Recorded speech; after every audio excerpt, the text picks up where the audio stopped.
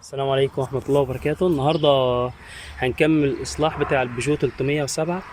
الجزء بتاع اللي كنا شرحناه المرة اللي فاتت، المقاومة. المرة اللي فاتت احنا كنا اتكلمنا عن المقاومة، الجزء الفيشة اللي ساحت فيها، وازاي قدرنا احنا نحل السلك ده مكان التو بينز اللي اختفوا تماما أو ساحوا تماما. طيب النهارده هنوري بقى الناس ازاي يقدروا يوصلوا الجزئيه دي، وازاي انهم يقدروا يركبوا المقاومه ويشغلوها تاني.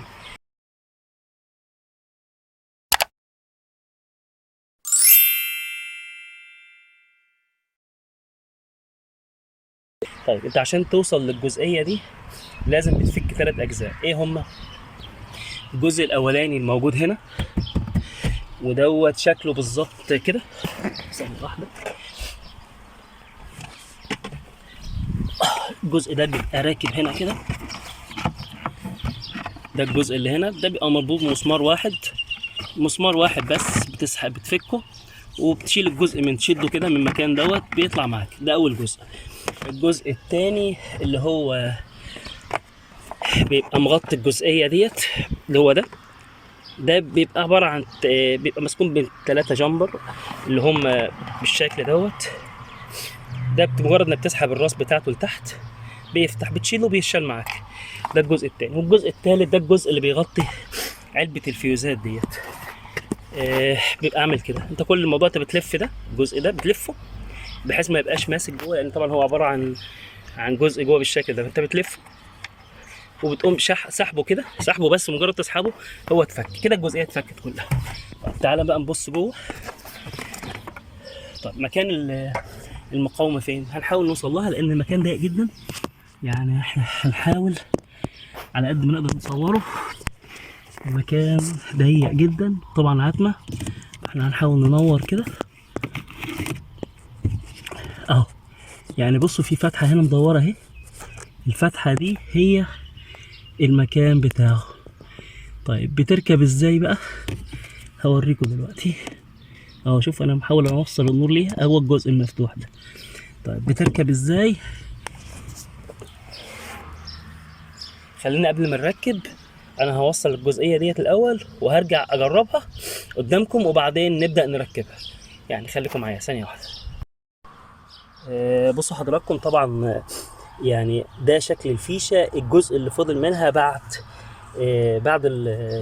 بعد ما الجزء ساح. بصوا يعني اعتقد انه ممكن يبقى باين قوي. طبعا الفيشه دي كانت 6 بن، طبعا ساحت وفضل منها جزء 4 بن بس او 3 بن الموجودين اهم باين قوي. طيب الجزئين بقى اللي زي ما قلنا عليهم الضغط الكبير جدا او الكهرباء الكبار هم دول، طبعا ساحوا خالص واتبهدلوا بقوا بالشكل دوت. طب المفروض بقى ان انا الاتنين دول بيبقوا واصلين على الجزء اللي انا موصله، فانا هلحم دول مع الجزء الموصله وهركب ال4 بن، ال3 بن دول مكانهم، وهرجع لكم دلوقتي عشان نركب المقاومه. تمام كده؟ كده احنا قفلنا الجزئين دول هما السلكين الكبار بالجزء اللي انا لحمه، وبعد كده هنجيب الجزء ده اللي هو ال4 بن ده ندخله. بس طبعا لازم نقفل هنا كويس قوي بالشيكرتون لان دول كهرباء عاليه جدا. هنقفلها برضو ونرجع تاني ونقفل بقى الجزء خالص. ده الشكل النهائي بعد التقفيل. احنا طبعا لمينا زي ما قلنا السلكين الكبار دول اهمت، داخلين على الجزء الرئيسي اللي انا عملته، قفلته بشيكرتون كويس جدا. وده بقيه الفيشه اللي كان زي ما قلنا ساحت، هي الجزء ده لسه سليم فانا استخدمته زي ما هو. طيب هنعمل ايه بقى؟ هنبدا ان احنا نرجعها مكانها. خليكم معايا بقى كده، لان طبعا زي ما قلنا المكان ضيق قوي وعايزين نقول هيلف ازاي. طيب انا عشان اركب مبدئيا كده، انا الجزء ده بيخش، وبعد ما بيخش بياخد نص لفه في اتجاه عقارب الساعه عشان يتربط تاني. يبقى هيخش مكانه، وبعد ما يخش مكانه بياخد نص لفه في اتجاه عقارب الساعه عشان يتربط. طب تعال نحاول نوصل له كده ونصور مع بعض واحنا بنركب.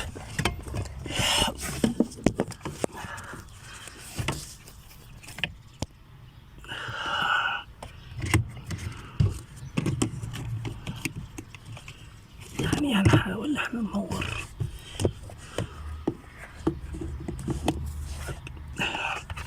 جزء اهوت.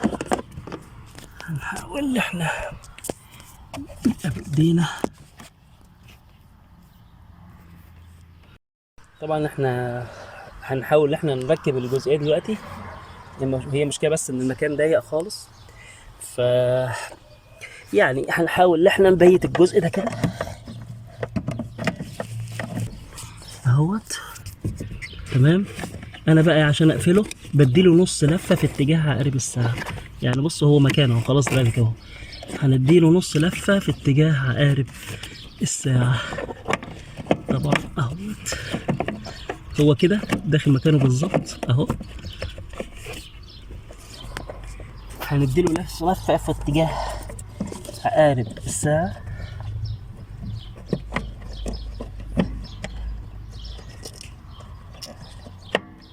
احنا سمعنا طبعا التكه كده. هو كده ركب مكانه، بصوا كده هو كده ركب مكانه. طيب الخطوه المهمه بقى، هل يا ترى احنا فعلا نجحنا بقى في التركيب والاصلاح ولا لا؟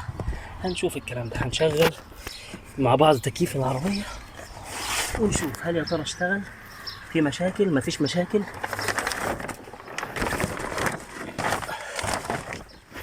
تمام.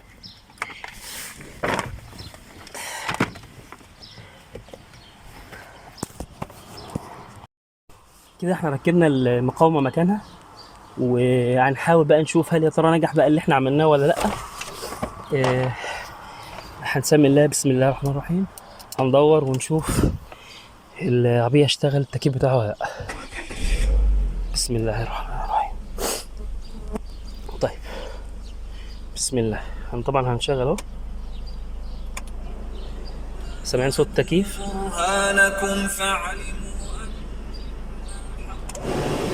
ما شاء الله لا قوه الا بالله. اشتغل زي الفل،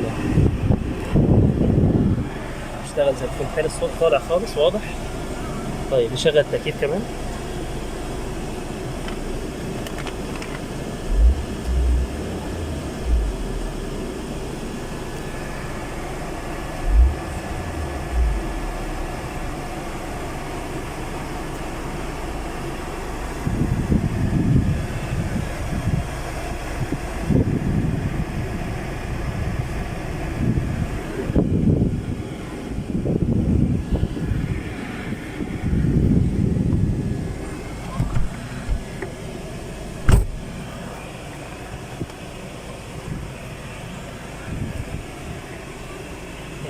ما شاء الله لا قوه الا بالله. اعتقد ان الموضوع نجح. انتوا شايفين دلوقتي ما شاء الله ما شاء الله التبريد طالع حاجه يعني محترمه جدا.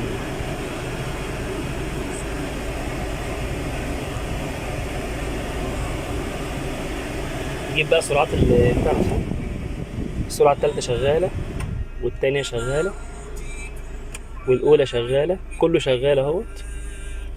تفصل شغل تاني.